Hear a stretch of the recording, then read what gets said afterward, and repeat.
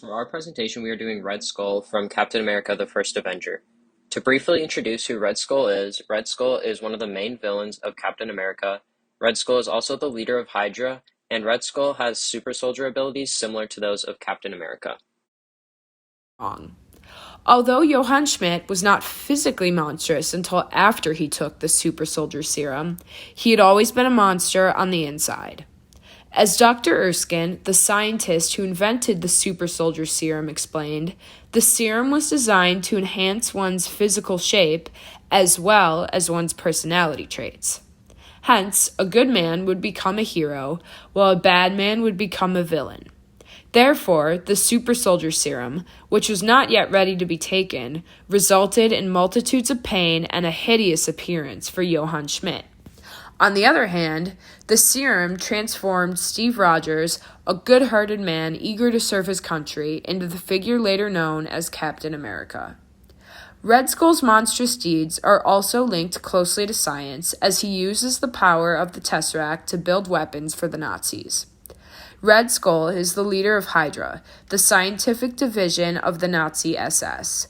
Science fuels Red Skull's obsession with power and domination. Red Skull uses the Tesseract to eliminate those standing in his way in order to complete his own personal agenda. Although Red Skull was once strongly allied with Hitler, it is eventually revealed that he plans to target Berlin.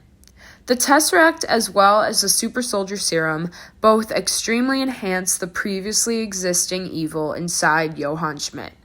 The result is the monster Red Skull. The Red Skull's membership with the Nazi Party creates a contradiction with his ideas of creating an elite civilization and his barbaric methods to achieve his goals. He is exiled from his monstrous society after the experiment that turns him into the Red Skull, but forms his own to destroy existing civilization.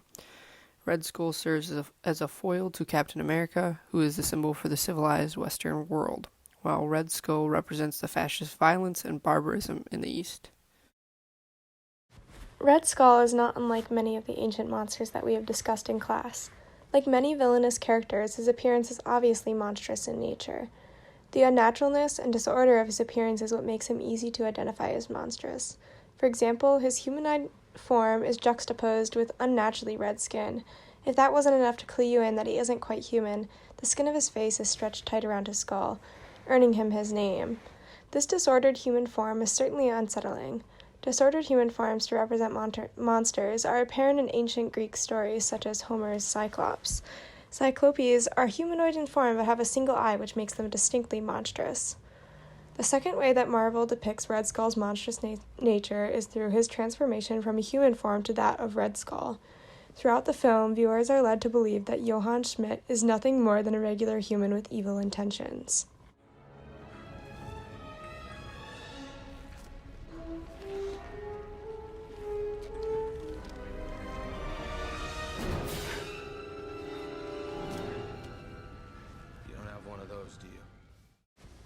This transformation from human to monster is reminiscent of Medusa and Scylla's story. Perhaps the idea that a monster can disguise itself or have once been human is what makes them more relatable and therefore more terrifying. Desire and fascination further demonstrate the monstrous qualities of Red Skull. Red Skull kills people to become the head of Hydra due to his desire to have power. He even suggests taking over the entire Nazi regime after the Hydra base moves to being secluded in the mountains. He sees that as a punishment instead of a promotion after he becomes the leader. He then used the super soldier serum that had not yet been tested because he had a fascination with having superhuman abilities. This fascination created his unusual body and features that represent his outwardly monstrous appearance. Yet another way that Red Skull desires and is fascinated by power is in relation to his possession of the Tesseract. He eventually becomes so infatuated with the idea of obtaining the power of the Tesseract that he touches it with his bare hands. This leads to his death, and he is forced into purgatory for his monstrous actions while he was alive.